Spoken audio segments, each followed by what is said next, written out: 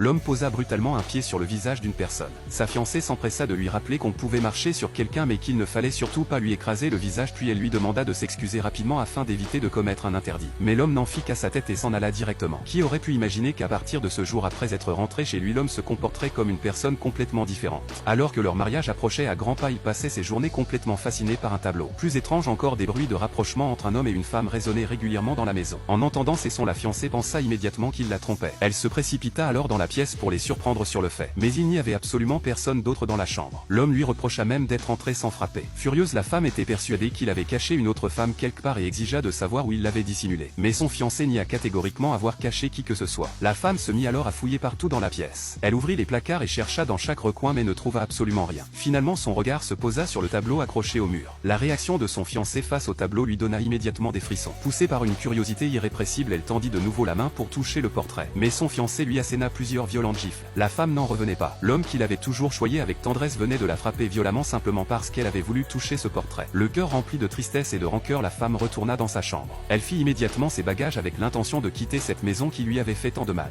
Mais au moment où elle s'apprêtait à partir, son beau-père entra soudainement et l'arrêta. Après lui avoir expliqué toute l'histoire, il lui révéla que la personne représentée sur le portrait était autrefois l'amour de son fiancé. Cette femme était malheureusement décédée accidentellement plusieurs années auparavant. En découvrant la vérité, la femme se sentit profondément coupable. Elle pensa avoir injustement accusé son fiancé et décida de lui présenter ses excuses. Elle prépara donc une assiette de fruits et se rendit dans sa chambre pour se faire pardonner. Mais contre toute attente, au moment où elle arriva devant la porte, elle entendit de nouveau des sons ambigus entre un homme et une femme provenant de l'intérieur. À cet instant, elle fut encore plus convaincue que son fiancé cachait réellement une femme dans la pièce. Pour être certaine de découvrir la vérité, la femme appela également ses beaux-parents. Elle pensait cette fois pouvoir enfin surprendre son fiancé sur le fait. Mais après avoir fouillé chaque recoin de la chambre, elle ne trouva absolument personne. Il n'y avait même pas une mouche femelle dans la pièce et encore moins la belle femme du portrait. Malgré cela, la femme restait convaincue que son intuition était juste. Son fiancé avait encore une trace de rouge à lèvres au coin des lèvres. De plus, il dégageait une odeur de parfum. Et cette odeur était exactement la même que celle associée à la femme du portrait. La femme comprit alors soudainement la vérité. Elle pensa que son fiancé avait certainement caché cette femme à l'intérieur du portrait accroché au mur. Folle de rage, elle leva la main pour déchirer le portrait et découvrir ce qui se cachait derrière. Mais son fiancé l'en empêcha une nouvelle fois et lui asséna une violente gifle. Il lui ordonna ensuite de rester loin de ce portrait. Voyant la scène, ses beaux-parents s'empressèrent de calmer la femme. Ils lui expliquèrent qu'il ne s'agissait que d'un simple portrait et qu'il était impossible qu'une personne soit cachée à l'intérieur. Ils finirent ainsi par la faire sortir de la pièce. Une fois leur belle-fille partie, le beau-père changea immédiatement d'attitude. Il rappela à son fils que son mariage était imminent et lui ordonna de mettre fin à ses pensées malsaines.